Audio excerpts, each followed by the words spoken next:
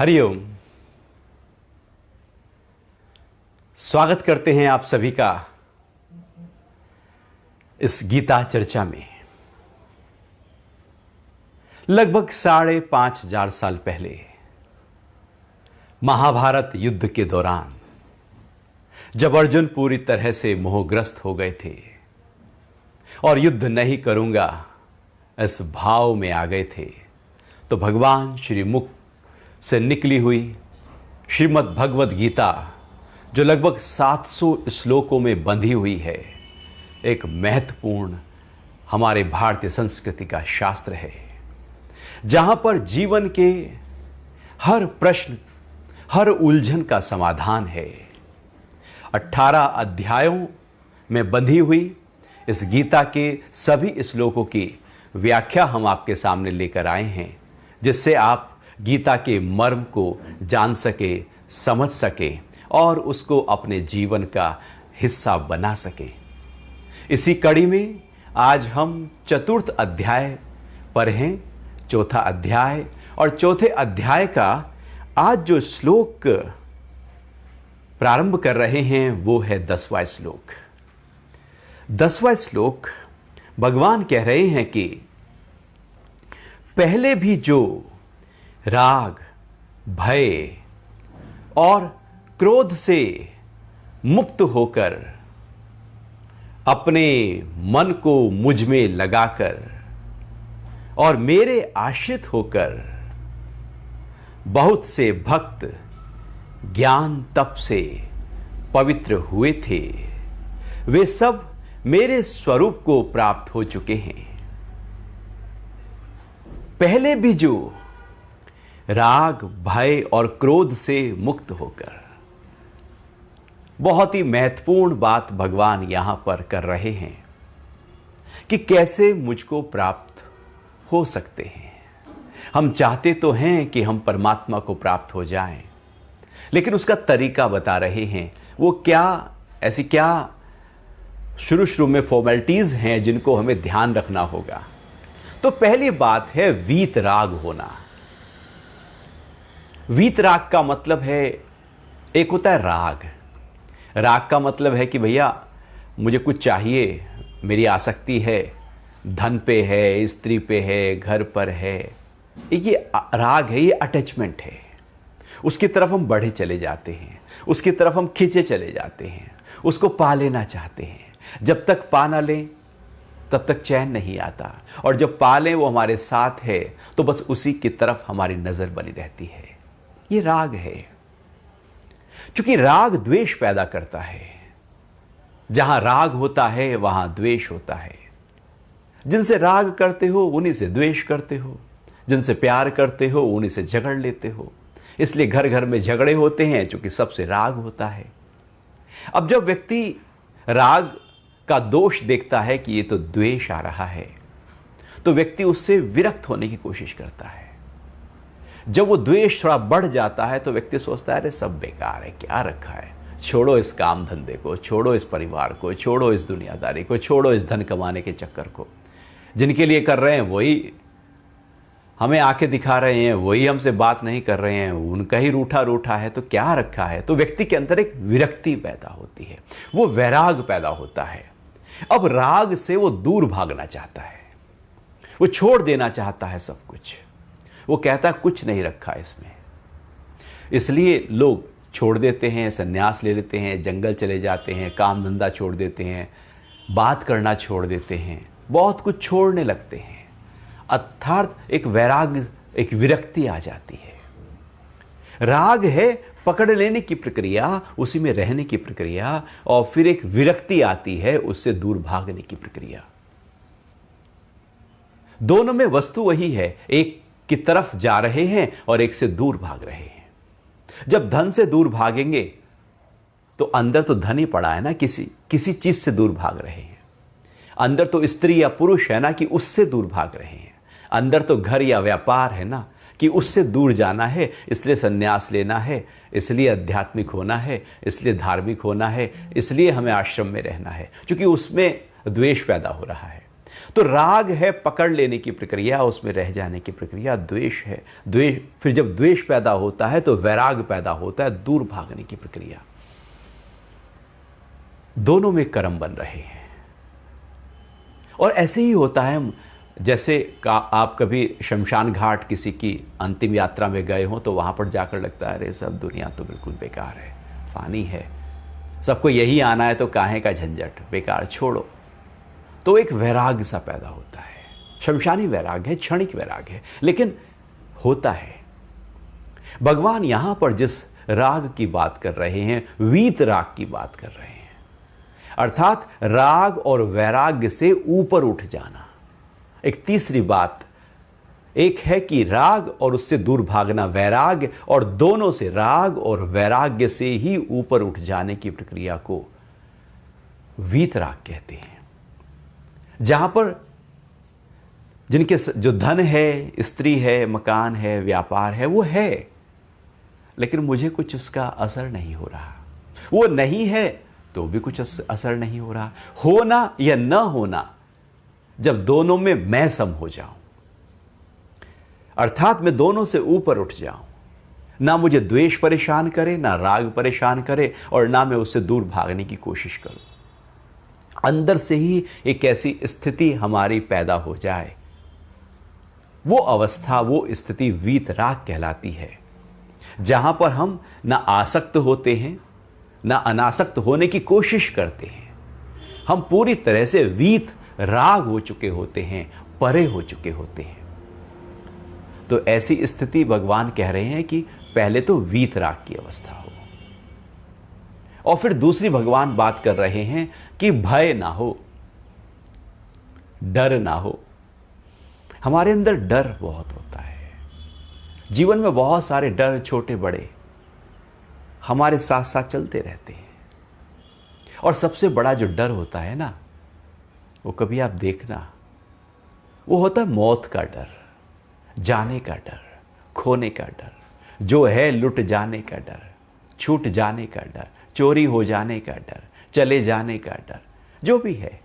नौकरी है, छूट ना जाए, चली ना जाए, स्त्री है, चली ना जाए, धन, व्यापार, परिवार, पद, प्रतिष्ठा, स्वास्थ्य, जो जो है, चला ना जाए। एक डर अंदर से सताता रहता है, और उसी डर के कारण से व्यक्ति काम करता रहता है, लगातार चिपका रहता है, कोशिश करता रहता है कि वो छूट ना जाए, उसके लिए प्रयास करने लगता है। डर के आधार पर कर्म होने लगता है। अंदर डर पड़ा है, छुपा हुआ है, कहीं गहरे में है डर, वो बता नहीं रहा, शब्दों में नहीं है, लेकिन डर तो अंदर है। और बाहर के डर ना हो तो अपनी मृत्यु का डर तो होता ही है, क्योंकि जो सब इकट्ठा किया है, जो भी है, वो सब चला जाएगा। तो ये जो डर है, ये जो भय है, ये सबके अंदर, और जो भय है ये कभी भी हमें पल्लवित होने नहीं देता, पोषित होने नहीं देता, हमें पूरी तरह से जी जाने नहीं देता, क्योंकि डर तो खींच रहा है हमको। जैसे आप एक बकरी को सुबह से बहुत हरी घास खिलाना शुरू करो, दिन भर उसको घास खिलाओ, जो उसको चाहिए वो सब दो, और शाम को बस थोड़ी देर के लिए शेर दिखा दो, और रोज ऐसा करना शुरू कर दो। रोज दिन भर घास बकरी को खिलाई गई, शाम हुई तो शेर दिखा दिया। अब जो शेर है, उसका डर बकरी के अंदर बैठना शुरू हुआ। तो दिन भर अच्छा खाना पीना भी बकरी के स्वास्थ्य को बेहतर नहीं करेगा। धीरे धीरे बकरी सूखने लगेगी, कमजोर होने लगेगी, क्योंकि उसके अंदर सुबह से ही डर सता रहा है कि शाम होगी, शेर दिखेगा, कहीं आज ना खा ले, कहीं आज ना खा ले। रोज ये डर उसके अंदर रहेगा, कहीं आज वो दिन ना आ जाए कि शेर मुझे खा ले, कि शेर मुझे खा ले। ये डर अंदर सता रहा है, जबकि शेर तो बहुत ही दूर है, पिंजरे में है। शेर का फोटो भी दिखा दो तो बकरी डर जाएगी। जो डर है वो व्यक्ति को उसकी जीवंतता और उसके जो वो हो सकता है, उसकी जो असीम संभावनाएं हैं, जहां तक वो पहुंच सकता है। जैसे कृष्ण एक मनुष्य शरीर के माध्यम से जहाँ तक पहुँचे हैं, बुद्ध जहाँ तक पहुँचे हैं, महावीर जहाँ तक पहुँचे हैं, वहाँ हर व्यक्ति पहुँच सकता है, चूँकि वो असीम संभावनाएं हम सभी के अंदर हैं। कोई दबा कर बैठा है, कोई जगा कर बैठा है, कोई अपने दीपक को जगाने की कोशिश कर रहा है और जला लिया है, तो असीम संभावनाओं तक पहुंच सकता है। और कोई डर के मारे उसको बुझाया और अब बुझा, इसी डर में है। तो डर, भय हमको आगे नहीं बढ़ने देता, हमको रोक कर रखता है। हमारा तनाव, हमारा क्रोध, हमारा चिड़चिड़ापन, आप कभी देखना उसके पीछे कहीं ना कहीं डर है। ऑफिस में भी हम जाते हैं ना, तो वहाँ पर भी एक डर सा रहता है। वो डर क्या है? नौकरी ना चली जाए, इंक्रीमेंट नहीं हुआ तो क्या होगा, कुछ और ना हो जाए, कुछ गलती ना हो जाए। डर के कारण से हम कुछ कर रहे हैं। भगवान कह रहे अभय हो जाए, डर पूरी तरह से निकल जाए। और मृत्यु का डर, क्या डर? जब आनी है, जिस तरह से आनी है वो आ ही जाएगी। हम डर कर उससे कुछ नहीं कर सकते। भला आज तक सभी डरे हैं। क्या मृत्यु को किसी ने पछाड़ दिया है? क्या मृत्यु को हरा दिया है? क्या मृत्यु नहीं आई है? क्या डर के कारण से मृत्यु दूर हो गई है? तो जब मृत्यु आएगी ही आएगी, आप डर के रहो या बिना डर के रहो, अभय रहो या डरे रहो। डरा डरा व्यक्ति डिप्रेस होने लगता है। मन के स्तर पर उसके अंदर बहुत ज़्यादा नेगेटिविटी समा जाती है, डिप्रेशन आ जाता है। तो भगवान कह रहे हैं दूसरी स्थिति कि डर नहीं होना चाहिए, भय नहीं होना चाहिए, क्योंकि वो हमें अपने स्वरूप तक पहुंचाने नहीं देगा, मुझे आत्मा का अनुभव कराने नहीं देगा, और यही डर मुझे यहाँ जगत में खींचे रखेगा। जगत की चीज़ों का ही तो डर है, ये ना खो जाए, ये ना चले जाए। जो भी मिला है उसके जाने का डर सता रहा है, जबकि साथ कुछ भी लेकर नहीं आए थे।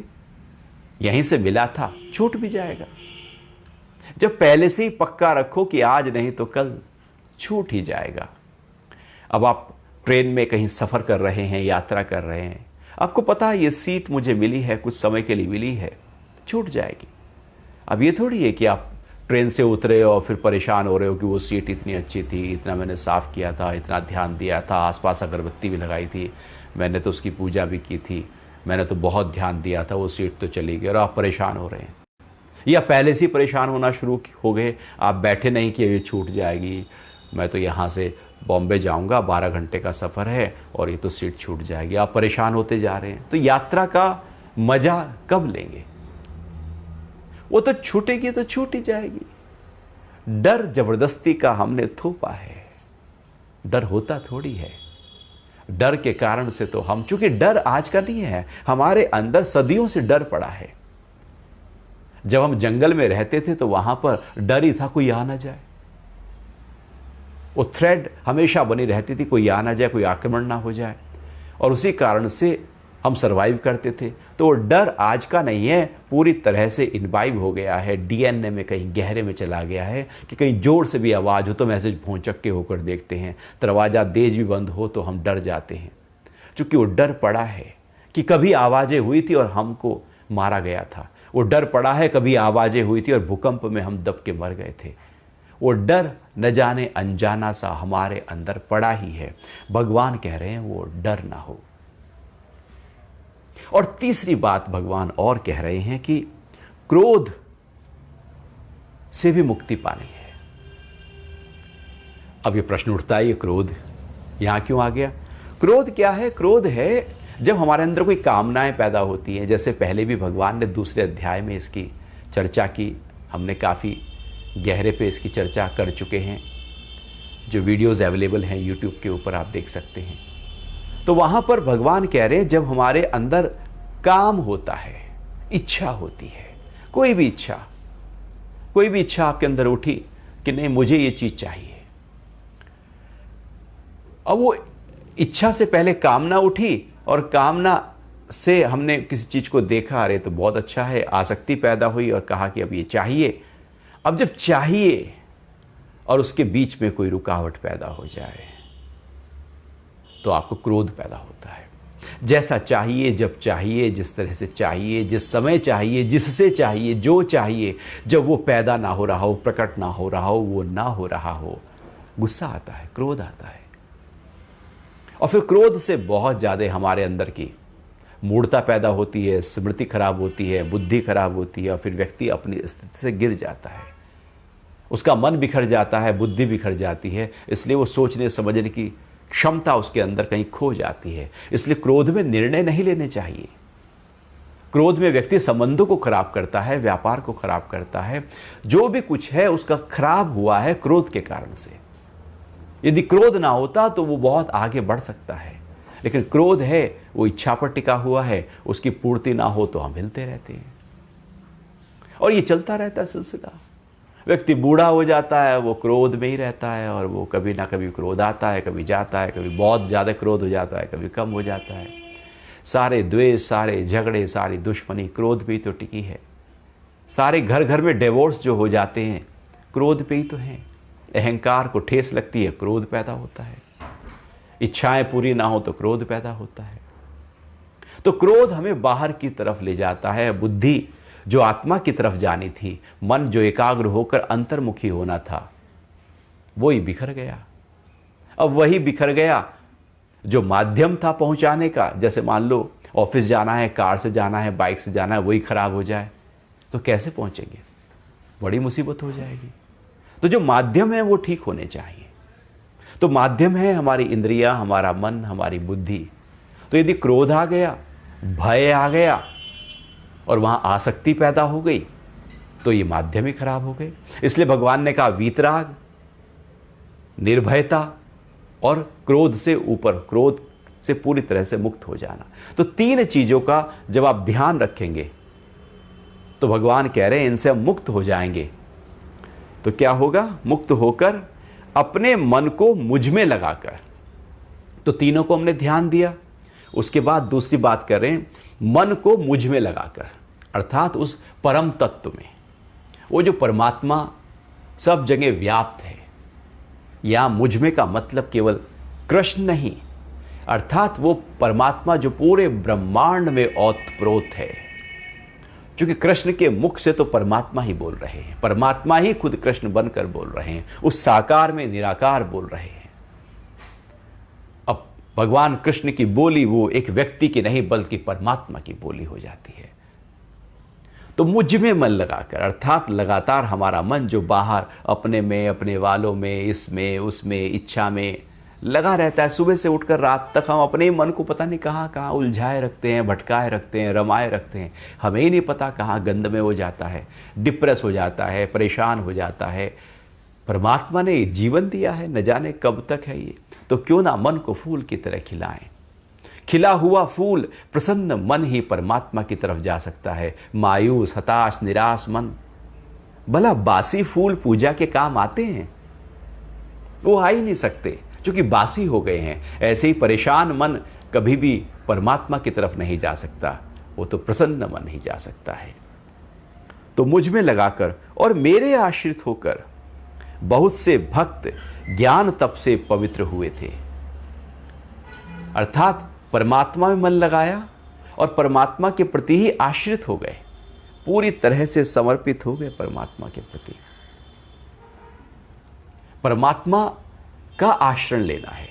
अभी हम धन का लेते हैं, परिवार का लेते हैं, घर का बाहर की चीजों का हम आश्रय लेते हैं। नतीजा क्या होता है? बाहर की चीजों का आश्रय एक दिन छूट जाता है और फिर हम दुखी हो जाते हैं, परेशान हो जाते हैं, क्योंकि बाहर की चीजें तो आई हैं, जाएंगी, वो टिकेंगे कुछ नहीं। वो तो आई हैं जाने के लिए। उनका आश्रय आज है और कल कभी ना कभी वो खत्म भी हो जाएगा, वो टूट जाएगी लाठी। तो इसलिए भगवान का आश्रय लो, उस परमात्मा का जो निरंतर है ही है, जो हमेशा है ही है, उसका आश्रय लेने की भगवान बात कर रहे हैं।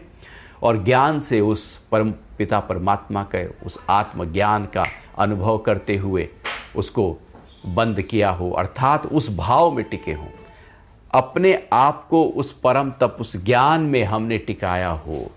तो ज्ञान तप से पवित्रता पैदा होती है। जैसे जैसे हम आत्म भाव में टिकने लगते हैं, हम पवित्र होते चले जाते हैं।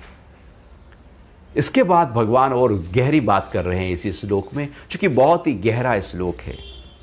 वे सब मेरे स्वरूप को प्राप्त हो चुके हैं। कौन प्राप्त हो चुके हैं? जो वीतराग हो गए, जो निर्भय हो गए, जो क्रोध से मुक्त हो गए, मन को परमात्मा में लगाया, परमात्मा का ही आश्रय लिया और ज्ञान को प्राप्त हुए, वो मुझको प्राप्त हो गए हैं। तो परमात्मा का स्वरूप को प्राप्त होने का मतलब है, अब परमात्मा को जो स्वरूप है वो पूरा ऐसे है, पूरा ब्रह्मांड ही परमात्मा का स्वरूप है। अर्थात पूरे ब्रह्मांड को, असीमता को, विराटता को, विशालता को जब हम प्राप्त हो जाते हैं, उस भाव में आ जाते हैं, तो हम परमात्मा को प्राप्त हो जाते हैं। अभी तो हम छोटी छोटी बातों में उलझे रहते हैं, छोटे छोटे अपने बूंद की तरह हम हैं। सागर हो सकते हैं, ये असीम संभावना है बूंद की कि वो सागर हो सकती है। बस उस बूंद को सागर में मिलना है, वो सागर हो जाएगी। अब बूंद और सागर अलग नहीं रहे, हम भी वो परमात्मा के स्वरूप के साथ जाकर एकाकार होकर परमात्मा ही हो सकते हैं। लेकिन हमने अपने आप को कहीं छोटे छोटे में अटकाया हुआ है। तो भगवान एक उदाहरण देकर कि ऐसे न जाने आज तक कितने लोग हैं, कितने संत हैं, कितने साधु हैं, कितने ऋषि हैं जो मुझे प्राप्त हो चुके हैं। हे अर्जुन, ये मैं ऐसा नहीं कि तुझे आज ही बता रहा हूं और इससे पहले कोई प्राप्त ना हुआ हो। ये एक परंपरा है, जो जो इस रास्ते से इस प्रकार से चलता है वो मुझे प्राप्त हो ही जाता है। अब हम गीता के 4थे अध्याय का 11वां श्लोक लेते हैं और भगवान कह रहे हैं कि हे अर्जुन, भक्तगण जिस प्रकार से भी मुझे भजते हैं, मैं भी उन्हें उसी प्रकार से भजता हूं, क्योंकि सभी मनुष्य सब प्रकार से मेरा ही अनुसरण करते हैं। भक्त जैसे भजते हैं, मैं उनको वैसे भजता हूं। अभी एक अनूठी बात भगवान कह रहे हैं कि जैसी हमारे अंदर भाव होता है ना, लौटकर वैसा ही भाव हमारे पास आने लगता है। जैसे प्रकृति पूरी तरह से इको है, मतलब जो आप कुएं के ऊपर खड़े होकर बोलोगे तू, तो कुएं से आवाज आएगी तू। पहाड़ पर चढ़कर बोलोगे तू, आएगी तू। जो बोलोगे लौटकर वही आएगी। आप क्रोध करोगे, क्रोध लौटकर आ जाएगा। लोभ करोगे, लोभ लौटकर आ जाएगा। आप जो अंदर से वाइब्रेशंस, एनर्जी पैदा करोगे, उसी प्रकार की एनर्जीज आपके ऊपर लौट लौट कर आना शुरू हो जाएंगी। आप प्रेम में आओगे, प्रेम आना शुरू हो जाएगा। आप देखना, घर में किससे क्रोध करो, वो आपसे क्रोध करने लगेगा। आप प्रेम करो, वो आपसे प्रेम करने लगेगा। आप मोह करो, वो आपसे मोह करने लगेगा। जो आप करते हो लौटकर वही आता है। यहां ऐसा कुछ नहीं कि आप अच्छा करते हो और बुरा लौट कर आएगा। जैसा करते हो वैसा लौट कर आता है। ये एक इको है, पूरी प्रकृति। और परमात्मा वही कह रहे हैं, जो जैसा मुझे भजता है मैं भी उसको वैसा ही भजता हूं। यदि वो आसक्त है तो प्रकृति उसके लिए आसक्त है, वो डर में है तो वो डर में है। जैसा जैसा उसके अंदर का भाव प्रकट होता जाता है, परमात्मा भी उसको वैसे ही वैसे रूप में, उसी प्रकार से उसका फल आने लगता है। तो यदि हम परमात्मा को उसके शुद्ध स्वरूप के साथ भजना शुरू करते हैं, तो परमात्मा शुद्ध स्वरूप के साथ हमारे अंदर अवतरित हो जाते हैं। हम उनको मूर्ति के रूप में पूजना शुरू करते हैं तो हम केवल परमात्मा को मूर्ति ही देख पाते हैं। नहीं, वो परमात्मा, ईश्वर जैसे कोई नाम आया तो हमारे अंदर एक मूर्ति आएगी। अरे वो ऐसा परमात्मा, 4 हाथ वाले, धनुष बाण वाले, चक्र वाले, जो मूर्ति हमने अपने अंदर रखी है वही मूर्ति हमें एकदम अनुभव होने लगेगी। तो जैसा जैसा हम परमात्मा को भजते हैं वैसा वैसा वो हमें भजता है। प्रकृति कुछ और नहीं, जैसा आप उसको लेकर चलते हो उसकी प्रतिध्वनि आप पर लौटकर वैसे ही आती है। परछाई की तरह लौटकर वैसी ही आएगी। परमात्मा जैसे आप दस्तक देते हो, परमात्मा भी आपको वैसी दस्तक देता है। यदि आप उसको अपने अंतरतम में देखने की कोशिश करते हो तो परमात्मा आपको दर्शन देना शुरू कर देता है। और यदि हम ही परमात्मा से दूर भाग रहे हैं तो परमात्मा हमसे दूर भागने लगता है बहुत नजदीक, लेकिन यदि ध्यान कहीं और है तो परमात्मा भी हमसे दूर है। नजदीक होते हुए भी सबसे ज्यादा दूर परमात्मा ही है, क्योंकि हमारा ध्यान कहीं और है। लेकिन जब हम परमात्मा को भजने लगते हैं और जिस रूप में भजने लगते हैं उसी रूप में परमात्मा का अनुभव होने लगता है। तो शिष्य ने गुरु से पूछा, ऐसे कैसे हो सकता है गुरु जी कि जो मैं भजूंगा मुझे वैसी अनुभूति होने लगेगी? तो गुरु जी ने कहा, बेटा ऐसा करो कि आप ना वो जो एक गुफा है हमने बनाई है वहाँ पर जाकर 10 दिन लगातार आपको ध्यान करना है, और ध्यान करना है सांड का, बैल का। कि ठीक है गुरु जी। सुबह से लेकर रात तक आप अपने अंतरतम में बैल की ही मूर्ति बनाना। आपको खाना वहीं मिलेगा, वहीं पास में चटाई है, वहीं सो जाना, वहीं पास में एक बाथरूम की व्यवस्था है, वहीं चले जाना, बैठ के आना और फिर से ध्यान करना, और ध्यान करना बैल का। ठीक है गुरु जी, कि इससे बहुत सारी सिद्धियां तुमको प्राप्त होंगी, बहुत सारे अनसुलझे जो रहस्य हैं वो सुलझने लगेंगे। एक प्रयोग कर रहा हूं मैं। तो शिष्य ने सुना, उसने कहा ठीक है। तो प्रणाम किया, नतमस्तक हुआ, गुरु के प्रति और चल दिया। गुफा में पहुंचा, वहां पर बैल पूरे अंदर तम में एकदम बैल की मूर्ति अब उसने बनाई। और वो सोचने लगा कि बैल ऐसा है, सींग है, पूंछ है, 4 पैर हैं, हट्टा कट्टा है, काले रंग का है, कभी कभी वो सींग मारता है, कभी शांत खड़ा रहता है, कभी जुगाली करता है, कभी गाय के साथ होता है। कुछ ना कुछ बैल के ही बारे में वो सोचने लगा। चिंतन, मनन और ध्यान की प्रक्रिया केवल बैल की होने लगी। 1 दिन बीता, 2 दिन बीते, 3 दिन बीते। जब दिन बीत गए 10, गुरु का एक शिष्य आया और कहा कि गुरु जी ने बुलाया है, आपकी साधना पूरी हुई। तो अब वो जो शिष्य था, जो साधना कर रहा था, उसको धीरे धीरे ऐसा लगने लगा कि जैसे वो खुद ही बैल हो गया है। उसको अनुभूति होने लगी जैसे उसके सींग निकल आए हैं, उसके पूंछ आ गई है, उसके पैर 4 हो गए हैं, वो बड़ा हो गया है, उसका मुख बड़ा हो गया है। और गुरुजी ने अब जब बुलवाया है तो वो चलने लगा, और चलने लगा तो जिस रास्ते से, चूंकि गुफा के द्वार छोटे होते थे, अब वो अपने सिर को ऐसे उस निकालना चाहा, वो निकल नहीं रहा है, क्योंकि उसको लगने लगा कि मैं बैल हूं और ये रास्ता छोटा है, और वो अपना सिर ऐसे रास्ते में दे रहा है, उस द्वार में टकरा रहा है, लेकिन उसको अनुभूति है मैं बैल हूं। तो जैसा हम ध्यान करते हैं, भजते हैं, परमात्मा उसी रूप में हमको भजने लगता है। यदि हम परमात्मा का उस असीम स्वरूप का भजन करते हैं, पूजन करते हैं, निधिध्यासन करते हैं, चिंतन और मनन करते हैं, तो परमात्मा उसी रूप में भजता है। क्योंकि पूरी प्रकृति परमात्मा की ही एकदम प्रतिध्वनि है। तो जैसा हम भजते हैं परमात्मा वैसा भजता है। हम यदि देवता को भजते हैं तो हम देवता, आगे भगवान इसी बात को कर रहे हैं, हम यदि राक्षस को भजते हैं तो उसी प्रकार से हमारे अंदर उसका प्रभाव आने लगता है। जैसे जैसे हमारे अंदर भाव होता है वैसा प्रभाव होता है। तो प्रभाव है भाव के आधार पर। तो भाव कैसा है, प्रभाव वैसा है। भगवान इसी बात को बहुत ही गहराई से कह रहे हैं कि जैसे आप ट्रेन के पास खड़े हैं और ट्रेन झुक झुक करके जा रही है, और आप अपने मन में कोई एक आवाज बना ले, राम राम राम जपना शुरू करें, तो आपको लगेगा अरे ट्रेन भी राम राम राम राम ही बोल रही है। अच्छा, आप बोलने लगे झुक झुक झुक झुक झुक झुक, आपको लगेगा ट्रेन भी झुक झुक बोल रही है। आप डनलप डनलप डनलप, तो ट्रेन भी डनलप डनलप जैसी बोल रही है। जो आपके अंदर की ध्वनि है, आपको लगेगा ट्रेन की चलती हुई ध्वनि वही ध्वनि आ रही है। यहां कुछ और नहीं, जो हमारे अंदर झुकझुक हमने अंदर डाला है तो झुकझुक वहां आएगा। प्रतिध्वनि वही है कि जो हम सोच रहे हैं वही लौट कर आता है। यहां लौट कर कुछ नहीं आता। डरा हुआ व्यक्ति जब डर बाहर फेंकता है तो डर उसके अंदर आ जाता है, क्रोध फेंकता है तो क्रोध आ जाता है, लोभ फेंकता है तो लोभ आ जाता है, तनाव फेंकता है तो तनाव आ जाता है।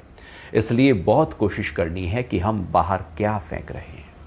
आप प्रेम, आप आनंद, आप प्रसन्नता, आप खुशी, आप उत्साह, उमंग, उल्लास को अपने अंदर से उत्पन्न करें और बाहर की तरफ फेंकें, लौटकर प्रकृति में कई गुना होकर वही आपके साथ आने लगेगा। हम कहते हैं कि हम तनाव में हैं, तनाव कैसे दूर करें? तनाव तो होगा ही, आप तनाव में हैं तो बाहर से तनाव आएगा ही आएगा।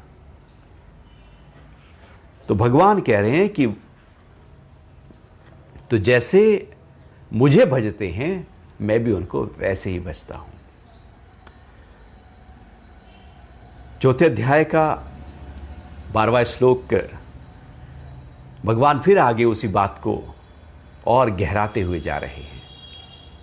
इस मनुष्य लोक में कर्मों के फल की इच्छा वाले देवताओं को पूजते हैं, क्योंकि उनको कर्मों की सिद्धि शीघ्र प्राप्त हो जाती है।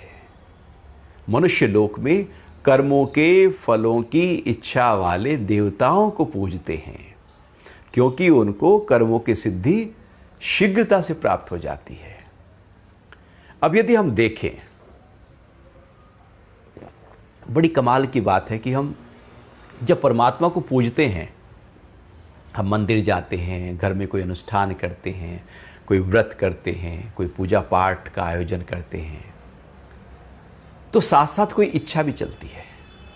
कभी भी देखना, आपकी थाली थोड़ी बड़ी हो पूजा की तो आपकी इच्छा भी थोड़ी बड़ी है, और ऊपर से आपने दक्षिणा थोड़ी ज़्यादा बड़ी रखी हो तो समझो इच्छा बहुत बड़ी है। भगवान कह रहे हैं अपने जो फल चाहने वाला है वो देवताओं को पूजता है। वो मुझ शुद्ध स्वरूप को नहीं पूज रहा है, वो कुछ चाहता है और देवता उसके पूर्ति भी करते हैं। ऐसा नहीं है कि पूर्ति नहीं होती, लेकिन वो देवताओं को पूजेंगे। तो हमारे अंदर जब इच्छाएं होती हैं तो हम देवताओं को पूज रहे होते हैं और हम चाहते हैं कि वो देवता मेरी इन इच्छाओं को पूरा करें। और ऐसा ही होता है। कैसे होता है? हमारे आसपास पूरे ब्रह्मांड में अनेक प्रकार की एनर्जीज गति करती रहती हैं। वो पॉजिटिव भी होती हैं, नेगेटिव भी होती हैं। जो नेगेटिव एनर्जीज हैं उनको हम राक्षस, प्रेतात्मा, भूत कह देते हैं, और जो पॉजिटिव एनर्जीज होती हैं उनको हम देवता कहते हैं, जो हमारे आसपास हैं ही हैं। जिस तरह का हम भाव अपने अंदर प्रकट करते हैं, यदि बहुत अच्छा भाव, पवित्र भाव किसी ने अपने अंदर रखा हुआ है, तो उसी पवित्र भाव जो हमारे अंदर है, आसपास जो एनर्जीज हैं उसी तरह की एनर्जीज हमारे पास आने लगती हैं। अट्रैक्शन पैदा होता है, उनको देवता कहा जाता है, क्योंकि पूरे ब्रह्मांड में अनेक प्रकार की एनर्जीज काम कर रही हैं। इसलिए हम कहते हैं अनेकों अनेक देवी देवताएं हैं हमारे। जो जैसी एनर्जी काम कर रही है उसको एक देवता का नाम दिया है। जैसे सूरज देवता, चंद्रमा देवता, वायु देवता, अग्नि देवता, वृक्ष देवता, पहाड़ देवता, नदी देवता, हमने सबको देवता, और सूक्ष्म रूप में स्थान देवता, वास्तु देवता, ग्रह देवता, अनेक प्रकार के। जिस घर में आप रहते हो वहाँ का भी एक देवता होता है, जिस स्थान पे रहते हो वहाँ का एक देवता होता है, उस नगर का एक देवता होता है। तो ऐसे अनेक प्रकार की एनर्जीज हैं जो लगातार हमारे सहयोग में कार्य कर रही हैं, और वास्तुशास्त्र इसी एनर्जीज पर टिका हुआ है कि कौन सी किस तरह की पॉजिटिव या नेगेटिव एनर्जी हमारी तरफ अट्रैक्ट होती है। तो चूंकि चारों तरफ एनर्जी से ही भरे हुए हैं हम, जैसे आज यदि देखें आपके मोबाइल आप कहीं भी ले जाओ तो उसके सिग्नल वहाँ मिल जाते हैं, अर्थात सब जगह वो अवेलेबल हैं, सूक्ष्म रूप में वो कनेक्शन अवेलेबल है। ऐसे ही जो पॉजिटिव एनर्जीज हैं चारों तरफ फैली हुई हैं, जब हम उनका आवाहन करते हैं, अपने अंतरतम में उनकी पूजा करते हैं, उनकी आराधना करते हैं, उनको भजते हैं, उनको याद करते हैं, उन्हीं का ही ध्यान रखते हैं, तो वो एनर्जीज हमारी तरफ अट्रैक्ट होती हैं और वो हमारे कार्य को पूर्ति करने में सहयोगी हो जाती हैं। क्योंकि अब मैं अकेला नहीं बल्कि मेरी प्रार्थनाएं काम करना शुरू कर रही हैं। प्रार्थनाएं कार्य करती हैं इसी रूप में कि उस तरह की एनर्जीज हमारी तरफ आ जाती है। और यदि आप कोई हिंसा का भाव रखो, द्वेष का भाव रखो, झगड़े का भाव रखो, क्रोध का भाव रखो कि आज उसको तो मैं छोड़ूंगा नहीं, आप क्रोध करना शुरू करो। अब आप देखना कि आपने चाहा नहीं था कि इतना क्रोध करूं, लेकिन आपने इतना कर दिया। आपने तहस नहस कर दिया, आपने झगड़ा कर लिया, आपने मार पीट दिया, आपने कहा मैं तो साथ ही नहीं रहूंगा। आपने चाहा था छोटा और हो गया बहुत बड़ा, क्योंकि अब जो नेगेटिव एनर्जीज हैं वो अट्रैक्ट हो गई थी और वो आपके ऊपर हावी होने लगी और आप न चाहते हुए भी उन नेगेटिव जो था उसको बहुत ज़्यादा रूप में कर बैठे। ऐसी पॉजिटिव होता है, ऐसी नेगेटिव होता है प्रार्थनाएं। इसलिए हमारी भारतीय परंपरा में प्रातःकालीन हम मंदिर जाते हैं, हम ध्यान करते हैं, पूजा पाठ भजन कीर्तन यज्ञ हवन, वो सब पॉजिटिव एनर्जीज़ का एक दायरा, एक घेरा हमारे चारों तरफ आए। और जब पॉजिटिव एनर्जीज़ का दायरा घेरा हमारे चारों तरफ आने लगता है तो हमारा ऑरा चमकीला होने लगता है, उसका फैलाव होता चला जाता है, क्योंकि हमारे अंदर एक पॉजिटिविटी का भाव है। तो जब हम कुछ फल चाहते हैं, कुछ भी चाहते हैं, तो हम उसी भाव को रखते हैं और उसी तरह के देवता प्रकट होने शुरू हो जाते हैं। वो सूक्ष्म एनर्जी हमारा कार्य करना शुरू कर देती हैं और हमें लगता है पता नहीं यार कैसे काम हो गया, ये तो दिख रहा था बड़ा असंभव है, लेकिन ये तो संभव हो गया, क्योंकि हमारे अंदर वो भाव था। और यदि संशय पता नहीं होगा, नहीं होगा, हो भी सकता है नहीं भी हो सकता, तो वो एनर्जीज कौन सी अट्रैक्ट करेंगी? वो सहयोगी नहीं हो पाएगी पूरी प्रकृति, पूरी कायनात। वो हो सकती है यदि अंदर संकल्प हो। इसलिए भगवान कह रहे हैं इस मनुष्य लोक में कर्मों के फल की इच्छा वाले देवताओं को पूजते हैं, क्योंकि उनको कर्मों की सिद्धि शीघ्रता से मिल जाती है, क्योंकि वो एनर्जीज अट्रैक्ट हो जाती हैं। एक श्लोक और लेते हैं, अध्याय 4 और श्लोक है 13वां, श्रीमद् भगवद गीता। मेरे द्वारा 4 वर्णों की रचना गुण व कर्मों के आधार पर की गई है, फिर भी तू मुझ अविनाशी को अकर्ता ही जान। अब भगवान यहां पर एक और बात कर रहे हैं कि मेरे द्वारा, परमात्मा कह रहे हैं मेरे द्वारा 4 वर्ण की रचना गुण और कर्म के आधार पर की गई है। यहां 4 वर्ण, 4 वर्ण का मतलब गुण, 4 प्रकार के गुण की बात भगवान कर रहे हैं कि मनुष्यों में 4 प्रकार के गुण ही होते हैं। कौन से गुण होते हैं 4 प्रकार के? और वो गुण के आधार पर व्यक्ति कर्म करना शुरू कर देता है। गुण एक अंदर की स्थिति है और कर्म बाहर की स्थिति है। तो 4 प्रकार के जो गुण हैं वो हमारे अंदर सबके होते हैं, सबके अंदर चारों होते हैं और किसी में चारों में से कोई विशेष होता है। तो पहला जो होता है वो होता है कि जानने की इच्छा।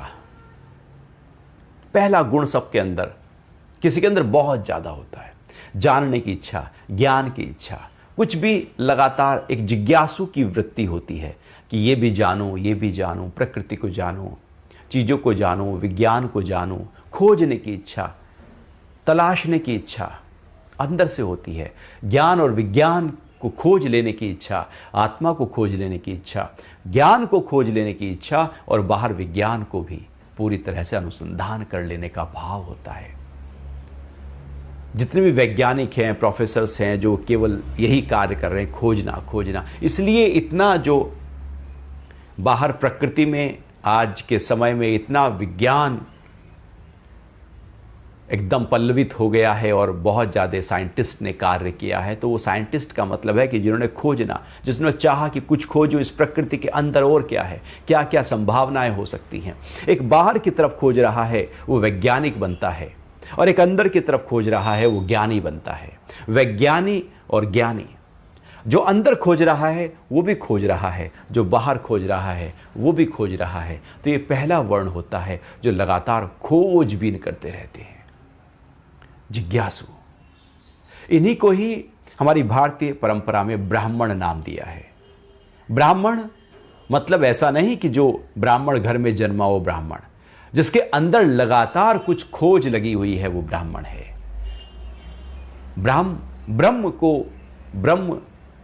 ब्रह्म मतलब विस्तार हो रहा हो, खोज हो रही हो, लगातार फैलाव हो रहा हो, जिसका वही ब्रह्मांड है, वही ब्रह्म है, और जो उसमें लगा हो वही ब्राह्मण है। तो ब्राह्मण का मतलब है कि लगातार खोज खोज खोज, अंतरतम की खोज। इसलिए हमारे ऋषियों ने केवल आत्मा को ही नहीं जाना। यदि ब्राह्मण का मतलब केवल आत्मज्ञानी होता तो फिर हमारे इतने प्रकृति के अनुसंधान, उस समय हमने कहा कि जो मंगल ग्रह है वो लाल होता है और मूंगा पहनना है लाल रंग का। कैसे कैसे खोज, यहां बैठे हुए सारे नक्षत्रों की खोज की, तारा व्यू मंडल की खोज की, कैसे की?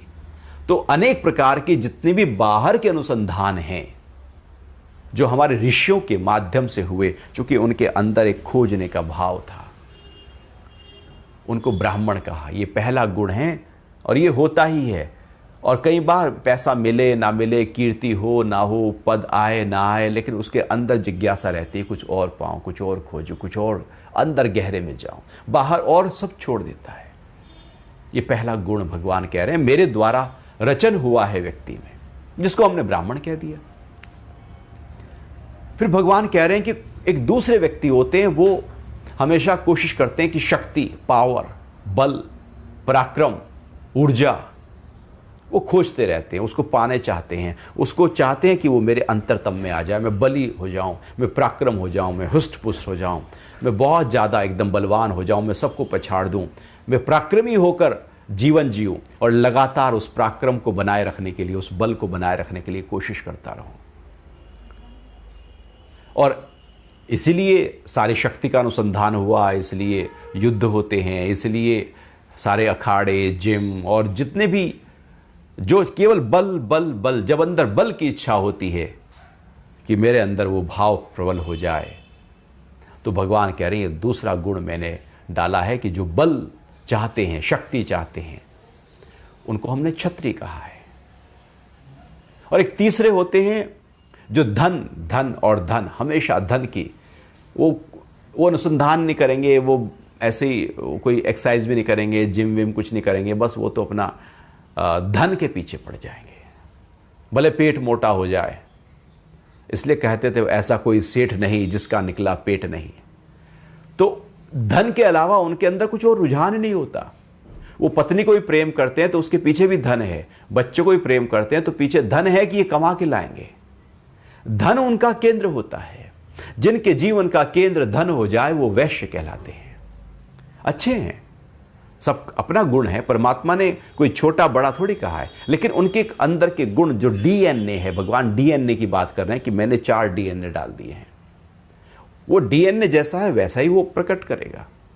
इसलिए आप देखना, यदि आप स्टडी कर पाएं कि जितने भी सीए होते हैं वो वैश्य परंपरा से आते हैं, और परंपरा से जब सीए आते हैं तो बहुत कोशिश करते हैं, बहुत मेहनत करते हैं, उनकी मेहनत ज़्यादा होती है। जो कैलकुलेशन एक वैश्य कर लेता है वो ब्राह्मण नहीं कर पाएगा यदि उसके अंदर वो वृत्ति नहीं है। जबकि चारों गुण जो हैं सबके अंदर हैं, लेकिन किसी में कोई दबा हुआ है, किसी में कोई बहुत उभरा हुआ है।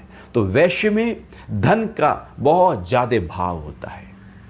और एक चौथे होते हैं जिनको सेवा, बस सेवा चाहिए, किसी भी तरीके से कोई सेवा मिल जाए, शरीर की सेवा, कैसी भी सेवा, वो लगातार सेवा ही तलाशते रहते हैं, सेवाएं ढूंढते रहते हैं। ऐसे लोग घर में दिन भर कुछ ना कुछ काम ही करते रहते हैं, यहाँ से उठा के वहाँ रख दिया, वहाँ से उठा के वहाँ रख दिया। क्योंकि सेवा का भाव अंदर, कुछ करने का भाव, कुछ एक्टिविटी चाहिए उनको। वो खाली बैठ ही नहीं सकते, उनके अंदर जैसे पहिए लगे हुए हैं, कहते हैं ना पहिए लगे हुए हैं भैया तेरे अंदर, तो वो कुछ ना कुछ चलते ही रहते हैं। तो इस तरह कि उसको हमने शूद्र कहा। तो भगवान ने कहा कि मैंने 4 गुण और उनके कर्म, अर्थात ये 4 प्रकार के गुण हैं जिसको हमने ब्राह्मण, क्षत्रिय, वैश्य, शूद्र कहा, और सबके अंदर है। किसी के अंदर कोई एक उभरा हुआ है नंबर 2 पर, दूसरा है नंबर 3 पर, तीसरा है नंबर 4 पर। बिल्कुल जो नंबर 1 पर उभरा हुआ है उसको हमने नाम दिया ब्राह्मण, ज्ञान उभरा हुआ है। वैश्य धन का भाव है, क्षत्रिय पराक्रम चाहिए, उसे धन नहीं चाहिए, उसे ज्ञान नहीं चाहिए, उसे तो क्षत्रिय मरना मारना चाहिए, उसे देश के लिए, उसके लिए, अपने लिए, राज्य के लिए, बस कुछ ना कुछ उस अपने लिए बल चाहिए, ताकत चाहिए। तो भगवान कह रहे हैं 4 प्रकार के मैंने गुण डीएनए डीप रूटेड उनके अंदर इन्वाइब किया है, और उसी के कारण से उनके कर्म वैसे होते हैं। फिर भी तू मुझ अविनाशी को अकर्ता ही जान। मैंने ये सब किया, मैंने ही 4 प्रकार के डीएनए तैयार किए, लेकिन तू मुझको अकर्ता जान। क्योंकि आत्मा महा अकर्ता है, उसकी प्रेजेंस से सब कुछ होता है, वो कुछ करता नहीं। परम पिता परमात्मा कुछ करता नहीं है, बस उससे होता है। प्रकृति के तीनों गुण जो हैं, सत्व रज तम, उसके आदेश में रहकर सब कार्य करते रहते हैं। परमात्मा अकर्ता है, क्योंकि यदि वो करता है तो उसका फिर फल भी है, उसका बंधन भी है।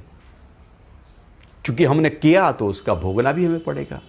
जब हमने किया ही नहीं, महाकर्ता है, अविनाशी, जिसका नाश नहीं हुआ, जो जू का त्यों है ही है, और महाअकर्ता है।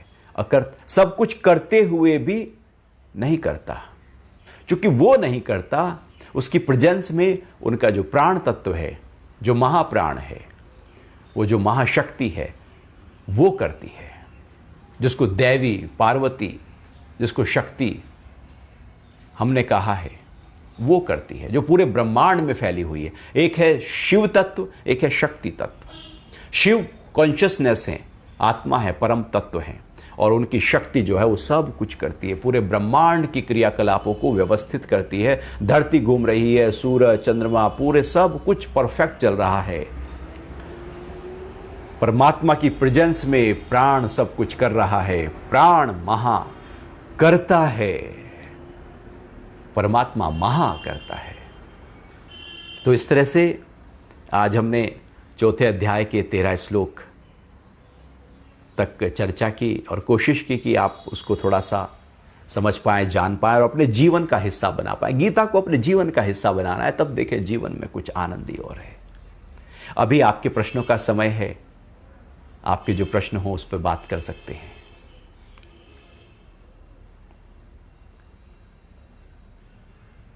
हरिओम, हरिओम तमन्ना जी।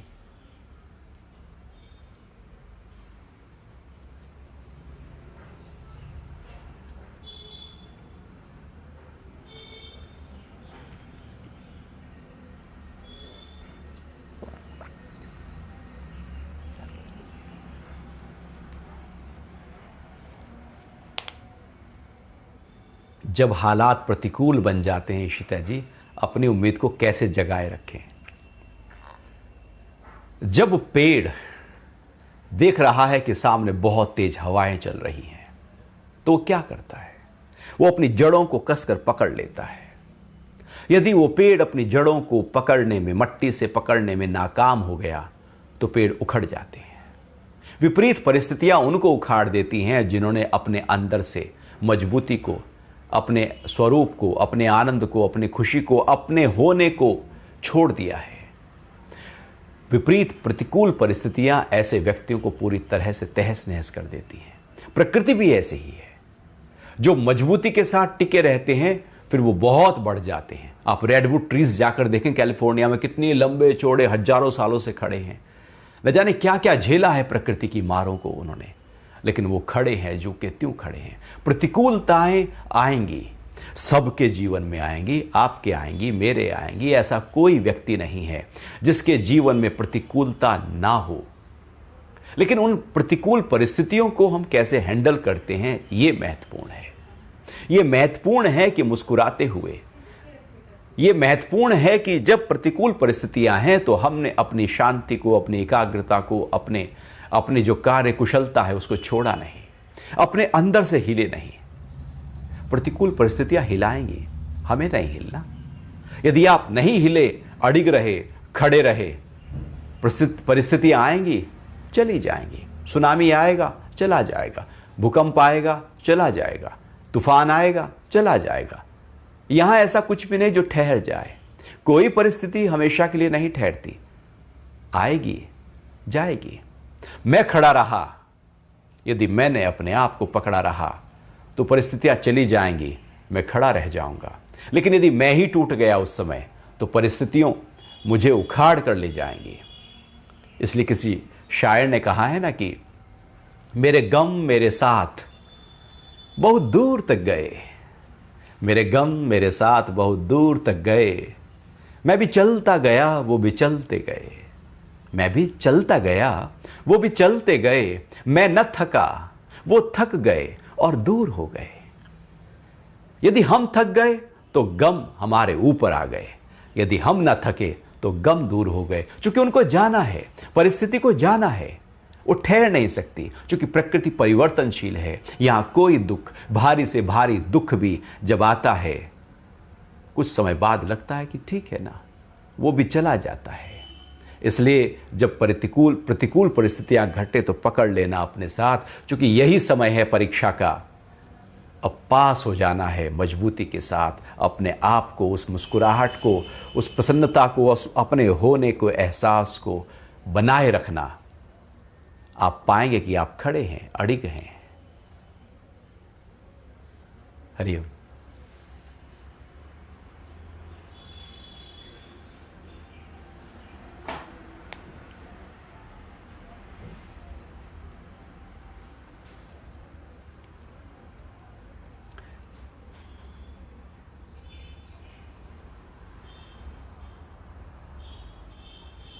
पिंकी जी का प्रश्न है कि बाहर का जो वातावरण है, जब वो बहुत ज़्यादा से ऐसे हिल रहा हो तो हम आध्यात्मिकता की ओर नहीं जा सकते, क्योंकि वो वातावरण हमको सपोर्ट ही नहीं कर रहा है। अच्छा, कृष्ण और अर्जुन, महाभारत युद्ध होने वाला है, विपुल बच चुका है और बीच में खड़े हैं। उससे ज़्यादा विपरीत परिस्थितियां या उससे ज़्यादा बाहर का वातावरण आपका हिला हुआ है क्या? महाभारत जैसा युद्ध खड़ा हो और अर्जुन भगवान श्री कृष्ण से ज्ञान ले रहे हो, उससे ज्यादा तो हमारे वहां मरने मारने की बात है कि अब मरे और अब मरे। जरा सा निशाना चुका नहीं कि गर्दन अलग, तीर घुसा तलवार से काट दिया जाएंगे। इतना ज्यादा युद्ध खड़ा है, वहां पर भी ज्ञान लिया जा सकता है। तो बाहर का वातावरण केवल और केवल हम कहते हैं कि यह कारण है, इस कारण से शांति नहीं, आनंद नहीं, आराम नहीं, बल्कि वही बाहर का वातावरण हमारा सहयोगी हो रहा है। यदि प्रतिकूल परिस्थितियां बाहर के वातावरण में ना हो तो आप अंतर्मुखी हो ही ना पाए। आप तो वहां सुख में रम जाएंगे, सब कुछ आपके अनुकूल चल रहा है, फिर तो अंदर जाने की संभावनाएं खत्म हो गई। अंदर जाने की संभावनाएं तब पैदा होती हैं जब प्रतिकूल परिस्थितियां होती हैं। तो प्रतिकूल परिस्थितियां हैं तो धन्यवाद करो उनका कि वो आपको अपने अंतरतम में ले जाने में सहायक हो सकती हैं। तभी तो हम परमात्मा को भी याद करते हैं। हम परमात्मा को कब याद करते हैं? जब सब ठीक हो, सब आपके अनुकूल चल रहा हो, पूरा प्रॉफिट हो रहा हो, वाह वाह हो रही हो, अच्छा स्वास्थ्य हो, घर वाले अच्छे हो, वाइफ अच्छी हो, हस्बैंड अच्छा हो, बच्चे भी परफेक्ट तरह से आपका सब बातें मान रहे हो, भाई बंधु संबंधी सब परफेक्ट हो। भगवान याद नहीं आएगा। वो तभी याद आएगा कि जब सब कुछ हिल रहा हो तो है भगवान, हे भगवान। तो भगवान तब याद आता है। प्रतिकूल परिस्थितियां आध्यात्मिक उन्नति के लिए सहायक होती हैं। आग जब जलती है तो उस समय जो सोना है वो तप कर आभूषण बन सकता है। आग ही ना जली हो तो सोना तो जो का त्यों वो डले का डला रह जाएगा, वो तो आभूषण का रूप ले ही नहीं पाएगा। तो जब आग तपती है और लगातार कोयला तपता रहता है, हजारों सालों से तपता रहता है, तो वो हीरा बन जाता है।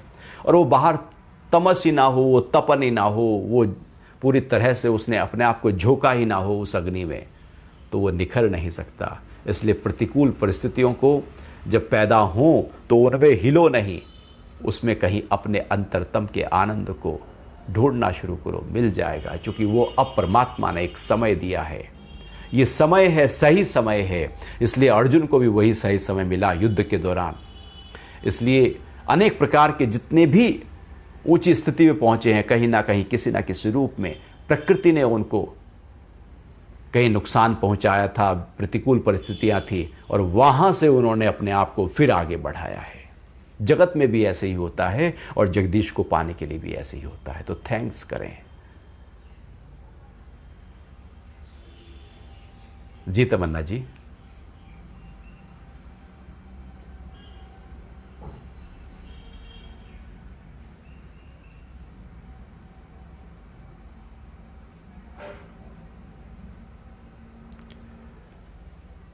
अनमोल जी, अपने मस्तिष्क को शांत रखते हुए कैसे गोल पर पहुंचे? गोल पहले नहीं, पहले बैलेंस है। पहले कोशिश करो कि आप अपने बैलेंस को बनाए रखें, और जीवन में बैलेंस बहुत जरूरी है। यह बैलेंस हर लेवल पर होना चाहिए। आपके फिजिकल लेवल पर हो, आप अपने शरीर का ध्यान रख रहे हो, आपके मेंटल लेवल पर हो, आप अपने मन का ध्यान रख रहे हो, आपके श्वासों के स्तर पर हो, प्राणायाम के माध्यम से अपने श्वासों को ध्यान दे रहे हो। हर स्तर पर जब जीवन में बैलेंस घटने लगता है, तो जब आप जो कार्य करते हैं वो बैलेंस के साथ करते हैं, आधार बैलेंस है, तो कार्य सफल होगा ही होगा, कार्य सिद्ध होगा ही होगा, कार्य सही प्रकार से घटेगा ही घटेगा, क्योंकि उसका आधार ही बैलेंस है। जैसे आप साइकिल पर पहले बैलेंस बनाते हैं ना, तभी तो साइकिल पर चल सकते हैं, और यदि बैलेंस ही नहीं है तो आप गिर जाएंगे। छोटा बच्चा भी गुटलियों चलना सीखता है तो फिर वो खड़ा होकर बैलेंस बनाता है और थोड़ा 2 कदम चलता है, गिर जाता है, फिर बैलेंस बनाता है, फिर गिरता है। एक समय ऐसा आता है उसका बैलेंस बन जाता है, वो दौड़ता है। दौड़ना बाद में है, बैलेंस पहले है। कर्म बाद में है, शांति और संतुलन पहले है। पहले संतुलन को पैदा करो अंदर, पहले बैलेंस को, सम्यकता को, युक्त अवस्था को, मध्यम को पैदा करो। जैसे ही वो भाव अंदर पैदा हुआ, अब आपके जो भी काम हैं वो कार्य सिद्ध होने लगेंगे, सही होने लगेंगे। क्योंकि अंदर से हिला हुआ व्यक्ति भला कोई काम सही कर सकता है? यदि अंदर से ही हम हिले हुए हैं तो क्या ड्राइविंग हमारी परफेक्ट हो सकती है? हम कहीं ना कहीं सावधानी हटी, संतुलन हटा, बैलेंस हटा, शांति हटी और दुर्घटना घट जाती है। गलतियां तब होती हैं जब ध्यान, जब बैलेंस, जब पीस कहीं खोया हुआ होता है। अशांत मन ही गलतियां करता है, शांत मन तो ठहरा हुआ है, सजग है, सुजाग है। तो कोशिश आपको कर्मों में परफेक्शन की नहीं, बल्कि अपने अंदर की शांति और संतुलन को बनाए रखने की होनी चाहिए। कर्मों का परफेक्शन तो आ ही जाएगा, आप ही स्थिर हैं। जो एक आपने देखा होगा सर्कस में एक व्यक्ति है जो रस्सी के ऊपर चलता है, वो पहले अपने बैलेंस को पकड़ता है और बैलेंस को पकड़कर फिर रस्सी पर चलता है।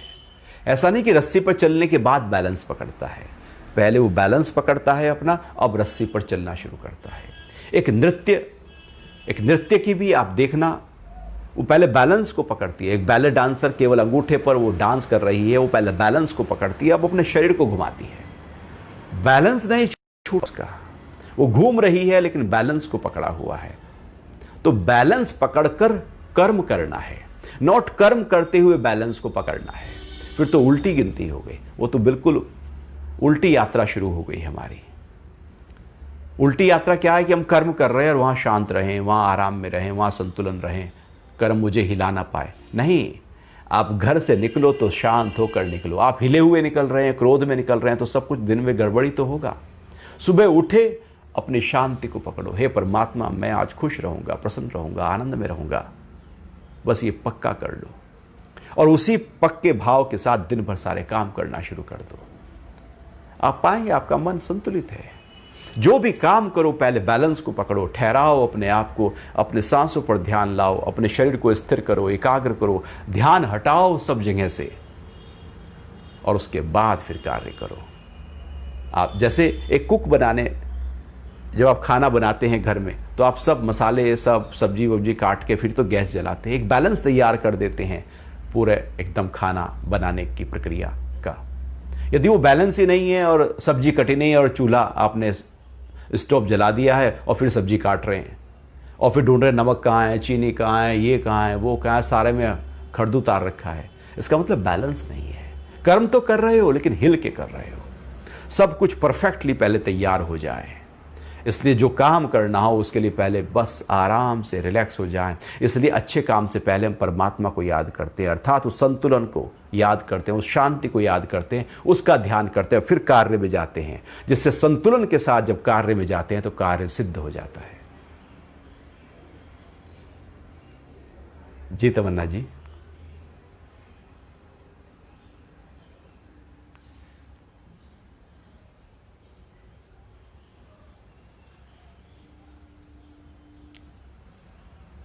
इसको नहीं, भौतिक चीजों की तरफ आकर्षण है, इसको पाप की श्रेणी में रखा जाएगा? नहीं नहीं, आकर्षण तो होगा ही, प्रकृति में तो परमात्मा का ही आकर्षण है ना। वो अच्छी है, सुंदर है, आकर्षित करेगी करेगी। वो आकर्षण हो, कोई बात नहीं। लेकिन अब आप कहो कि मुझे उसे चाहिए और बिना, यदि वो मिलेगी नहीं तो मैं हिंसा करूंगा, मैं क्रोध करूंगा, मैं सब चीज़ों को बिखेरूंगा, वो ठीक नहीं। आकर्षण ठीक है, एक्चुअली अध्यात्म के नज़रिए से आकर्षण भी ठीक नहीं, लेकिन पहला स्टेप केवल उस आकर्षण को आकर्षण की तरह रखो, उसकी तरफ ना भागो, ऐसे रखो। भौतिक चीज़ों में आकर्षण है और फिर जरा उसकी गहराई जाकर देखो। आपको एक कार बहुत ज़्यादा प्रिय है, आपने कार ले ली, आकर्षण था, और जब वो आपके पास आ गई तो कितने दिन तक वो आपको आकर्षित करेगी? आप तक कभी देखना, आप कितने दिन तक सुबह उठकर उस नई साइकिल पे, नए स्कूटर पे, नई बाइक पे, नए कार पे कपड़ा लगाना शुरू करोगे? उसके बाद आपका आकर्षण कहाँ चला जाता है?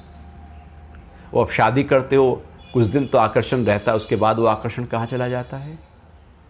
वो घर आता है, नया घर है, आकर्षण होता है, वाह कितना अच्छा, उसके बाद वो आकर्षण कहाँ चला जाता है? वो चेंज होता रहता है। आकर्षण, आकर्षण ठीक है, वो हो परमात्मा की तरफ, उसको हमें शुद्ध करना है। लेकिन जगत की तरफ जो भौतिक चीजें हैं उनकी तरफ जब आकर्षण होता है तो उसको जानो कि जिन चीजों के प्रति आकर्षण हो रहा है वो टिकेंगी नहीं, ठहरेंगी नहीं, वो परिवर्तनशील हैं, वो बदल जाएंगी, उनका रूप बदल जाएगा, उनका स्वरूप बदल जाएगा। अभी वो कोई व्यक्ति मीठी बातें कर रहा है,